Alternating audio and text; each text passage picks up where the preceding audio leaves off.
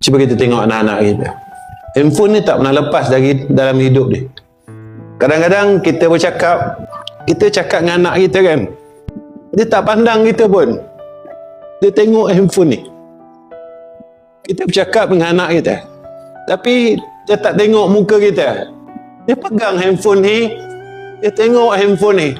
Kita sebagai orang tua ni kadang-kadang kita rasa juga, saya tak nak tipu tuan-tuan. Saya tak nak tipu diri saya sendiri. Kadang-kadang kita bercakap, dia tak tengok wajah kita. Kita sebagai insan yang tua, kita bukan nak duit, tak. Kita bukan menagih makan, tidak. Kita cuma harap tengoklah wajah ayah ni. Kita harap tengoklah wajah ibu ni sebelum wajah ini masuk ke dalam liang lahat. Sebelum wajah ini engkau kebumikan, pandanglah walaupun sekejap. Tolonglah pandang wajah yang telah membesarkan kamu. Tapi inilah yang berlaku pada zaman mutakhirin, dan semua orang kena lalui dan terpaksa lalu.